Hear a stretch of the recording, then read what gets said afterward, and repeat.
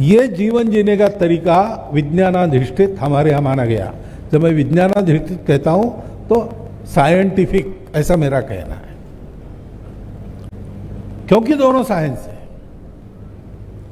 और इसलिए भारतीय ज्ञान परंपरा का उल्लेख हुआ। 2000 साल पहले हमने क्या क्या किया था, लेकिन उसको कपोल कल्पित कथा मानने वाले लोग हैं, हो ही नहीं सकता। हमारे पहले कोई नहीं जानता था, ये थियरी है, अहंकार है ना साथ में। और नितांत अनसाइंटिफिक एटीट्यूड है, क्योंकि साइंस के सामने कोई क्लेम आएगा तो क्लेम सुन लिया जाएगा, क्लेम को परखा जाएगा, ठीक है तो स्वीकार किया जाएगा, नहीं तो रिजेक्ट किया जाएगा। तुम क्लेम कर रहे हो वही गलत है, ये बिना प्रयोग के कहना ये साइंटिफिक नहीं है। संतः परीक्षान्यतरत भजन्ते, परीक्षा करने के बाद अच्छे लोग स्वीकार करते हैं या रिजेक्ट करते हैं। बिना परीक्षा किए चला। हमारे देश में जो राज्य करने वाले बाहर के लोग थे, उनको लगा कि इस देश के गौरव को अगर इनके पास आने दिया तो लोग फिर से हमको निकाल देंगे, तो इनको सदा आत्महीन बना के रखना चाहिए ताकि इनका कोई गौरव स्वाभिमान न हो। और इसलिए हमको उन्होंने यही बताया कि तुम्हारे पूर्वज नितांत अनपढ़ लोग थे, कुछ नहीं जानते थे।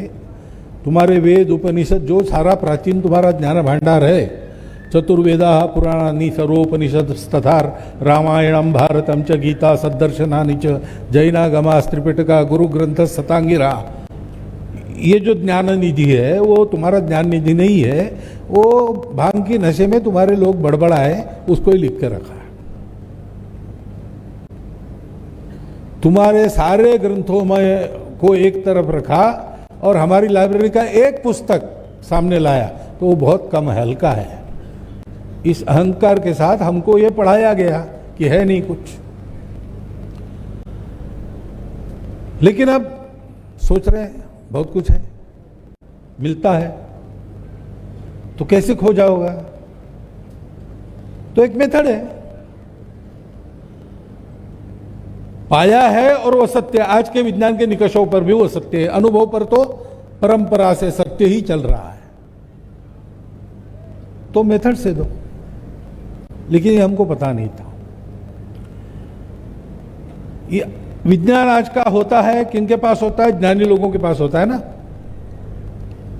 कोई गोली आप खा रहे हैं, वो क्या है, कैसी है, उसके परिणाम क्या है, कैसी बनती है वगैरह, ये ज्ञान आपके पास नहीं है।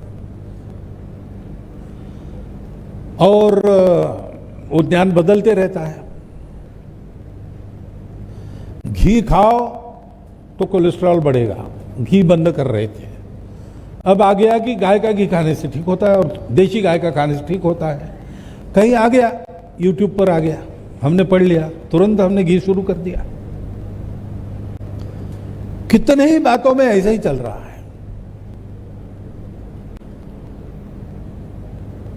तो एक तरह से आंख मूंद के हम विज्ञान दृष्टि से परीक्षण करके नहीं, अंधश्रद्धा पर चल रहे हैं। जैसे पुराने परंपरा में अंधश्रद्धा रूढ़ियां है, उन पर चलते हैं, वैसे ही इधर भी चल रहे हैं। क्योंकि ये विज्ञान पहुंचा नहीं। अपने देश में उसका एक कारण भाषा भी है। पराई भाषा में विज्ञान है, सब तक पहुंचना मुश्किल है।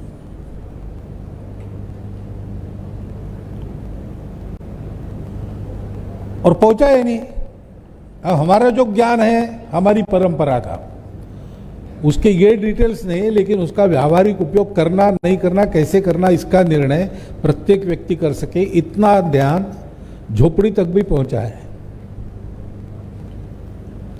इसीलिए दादी या नानी पोते को कहती है, भैया सूर्यास्त हो गया, पेड़ को हाथ मत लगा, पेड़ सोते हैं। अब वो अगर आज की पीढ़ी का होगा और दादी को पूछेगा कि सबूत दो, तो दादी कुछ नहीं बता सकेगी। लेकिन उनको पता है कि ये ज्ञान है, ये विज्ञान है, पेड़ भी सोते हैं। ये कोई जगदीश चंद्र बसु जी ने पहली बार बताया ऐसा नहीं है, हमारी परंपरा में। ऐसी कितनी ही बातें हैं।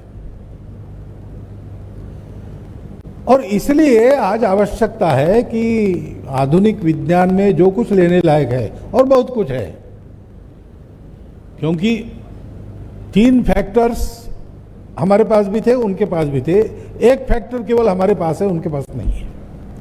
तो बाकी 3 फैक्टर्स के आधार पर जो जानना है वो तो उन्होंने जाना ही है, और हम बीच में रुक गए। आक्रमण जब शुरू हो गए तब हमारा अनुसंधान रुक गया, रिसर्च रुक गया, विज्ञान को ध्यान देने की हमको फुर्सत ही नहीं मिली, जान को बचाने में हम लग गए। तो दुनिया उस अवधि में बहुत आगे चली गई, तो वहां से हमको सीखना ही पड़ेगा।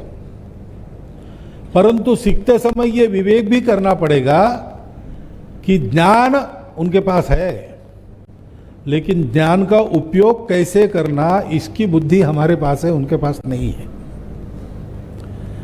और इसलिए ज्ञान सर्वसामान्यों को कौन सा देना, कैसे पहुंचाना, इसका भी विचार करना पड़ेगा उस आधार पर। और उनके ज्ञान में जो अधूरापन है उसको पूरक करने वाला अपना ज्ञान भी, क्योंकि विस्मृति का कालखंड बढ़ा है, अनुसंधान करके प्रमाणित करके जो प्रमाणित होता है वही वापस लाना पड़ेगा। विज्ञान भारती का यही काम है। एक तो ये जो अंधश्रद्धा हुई है कि भाई अमुक मेथोडोलॉजी से अमुक इसमें आता है वही ठीक है, दूसरी मेथोडोलॉजी नहीं हो सकती, इस अंधश्रद्धा को दूर करना। ऐसा कहते हैं कि एक बैरोमीटर ऊपर के मंजिल पर पहुंचा दो, ऐसा स्टूडेंट को कहा। तो स्टूडेंट ने शिक्षक को कहा कि मैं चाहे जैसा पहुंचा दूं, क्या आप मुझे बताएंगे कैसे पहुंचाना है? मुझे क्या मतलब है, ऊपर जाने की सीढ़ी है, वहां से तुम जाओगे दे दोगे, ये बताने की आवश्यकता है? बोले नहीं, ये भी हो सकता है कि मैं अपने मित्र को बुलाऊं, वो गैलरी में खड़ा होगा, मैं नीचे से फेंक दूं, वो झेल लेगा, या वो एक रस्सी नीचे छोड़ेगा, मैं बैरोमीटर को बांधूं, वो खींच लेगा ऊपर। बैरोमीटर ऊपर पहुंचाने के तरीके तो बहुत है, अब उसकी बात सही है कि नहीं, ये हो सकता है। लेकिन शिक्षक पढ़े थे टेक्स्ट बुक में, तो उसमें तो एक ही तरीका दिया था, सीढ़ी चढ़ के ऊपर जाना, दूसरा सोचने के लिए तैयार नहीं थे। इसलिए अनेक तरीके होते हैं, सबको परखना चाहिए, सबके आधार पर जिसको ज्ञान कहा जाता है उसको परखना चाहिए, और परीक्षा में जो ठीक निकलता है उसको ज्ञान के नाते स्वीकार करना चाहिए, अहंकार करने का कारण नहीं। ये बात लाना है, और ज्ञान को सब तक पहुंचाना है। इसलिए जिसको जो भाषा आती है उसको उस भाषा में ज्ञान उपलब्ध हो। दुनिया की कोई एक ही भाषा सब लोग सीख लेंगे, ये संभव नहीं है। प्रत्येक की मातृभाषा अलग है, और मातृभाषा में ग्रहण करने की आदत लगने के कारण शिक्षा शास्त्र ये बताता है कि मातृभाषा में जो पढ़ाई की जाती है वो मनुष्य को ठीक बनाती है, वो जल्दी पहुंचती है। फिनलैंड माना जाता है शिक्षा में सबसे बड़ा देश, तो फिनलैंड में यही, फिनलैंड देश बहुत बड़ा है, जमीन बहुत है, लोग कम है, इसलिए चारों ओर के देशों से, उस देश से निकलकर लोग वहां जाकर बसते हैं, उनको स्वीकारा जाता है। उनकी शिक्षा पद्धति में ऐसा है कि 8वीं तक मातृभाषा में पढ़ाई होती है, अन्य देशों के लोग वहां की मातृभाषा लेकर आते, उनको उनकी मातृभाषा में पढ़ाया जाता है 8वीं तक। उसके लिए एक यूनिवर्सिटी शिक्षकों की उन्होंने बनाई, उसी में से शिक्षक बाहर आएंगे। इतना मातृभाषा में ज्ञान प्राप्त करने का महत्व आज भी है। बुद्धि का विकास उससे ठीक होता है, ग्रहण क्षमता उससे ठीक बनती है।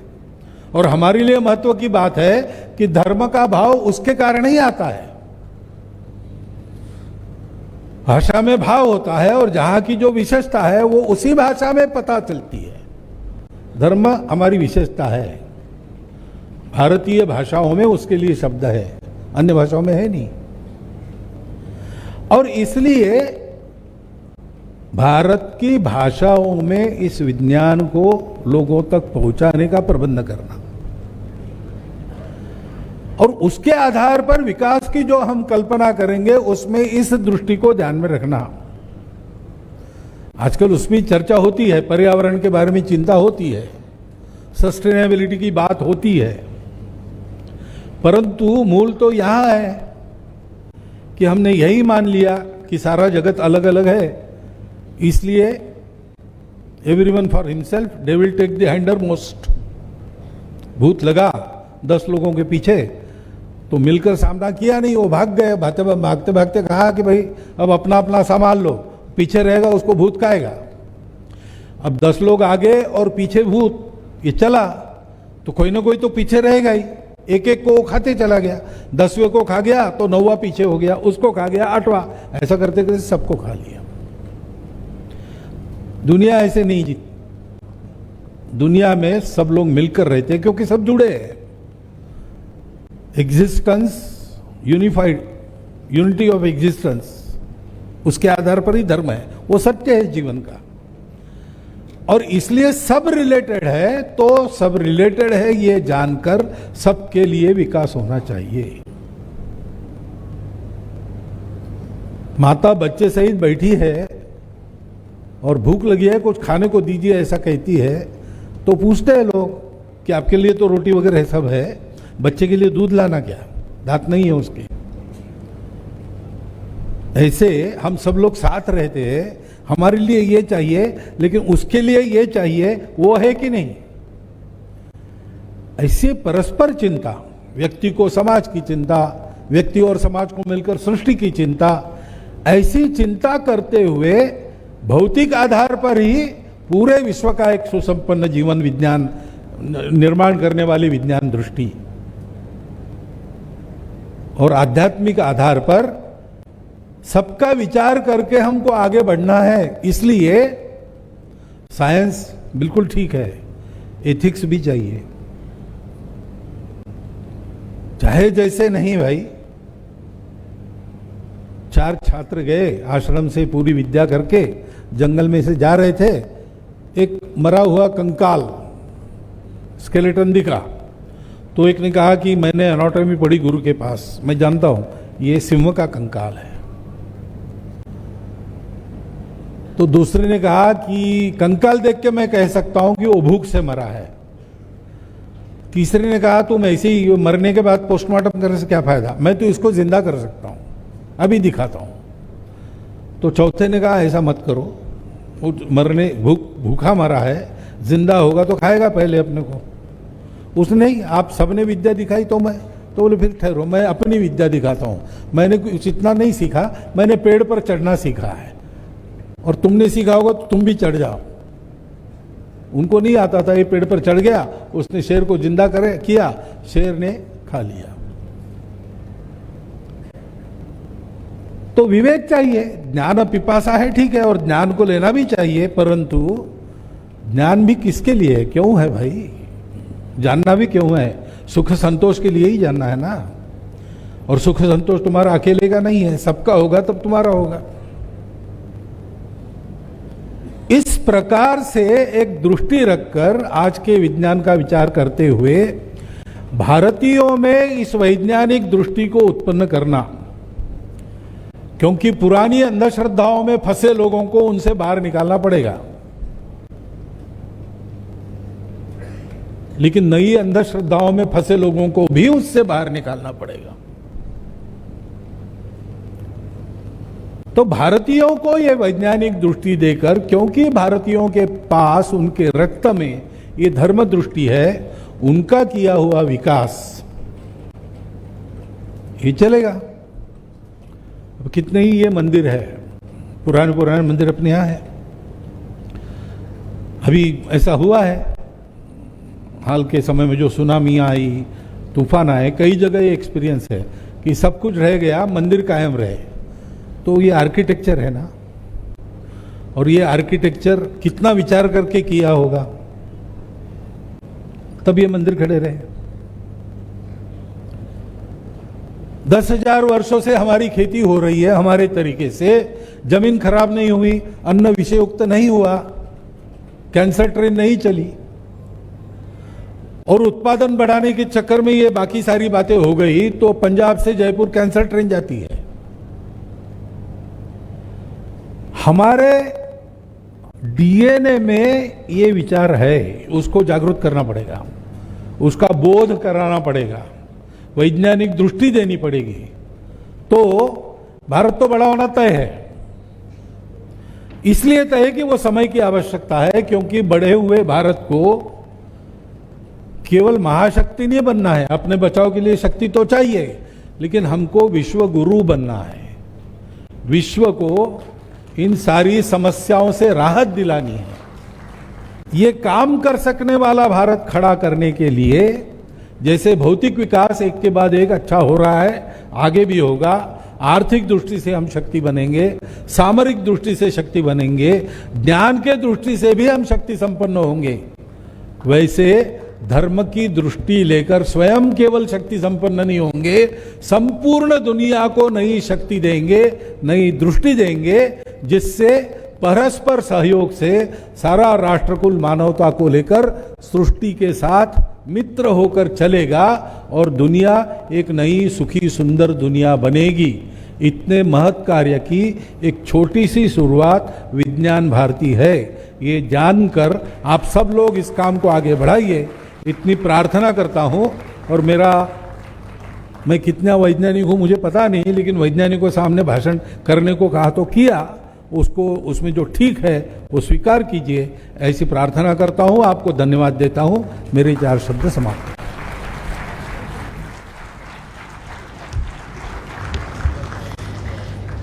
अविद्यया मृत्युम तीर्त्वा विद्यया अमृतमश्नुते ईशावास्य उपनिषद के मंत्र जो विज्ञान भारती मंत्र में भी समावेशित है, इसका उल्लेख करते हुए समग्र विकास की भारतीय अवधारणा जो भारतीय विज्ञान सम्मेलन 7वें कड़ी का फोकल थीम है, इस पर अपने विचार रखे आदरणीय परम पूजनीय सरसंघ चालक जी मोहन भागवत जी, आपका धन्यवाद है। Now we have the release of a very unique book, भारतीय ज्ञान परंपरा पर Vijnana Bharati and IKS division of ministry of education. जैसे मोहन भागवत जी ने कहा, ये परखा हुआ विज्ञान है। It is written authentic book painstakingly prepared by authors from IITs, ISRs, ISERs or etc.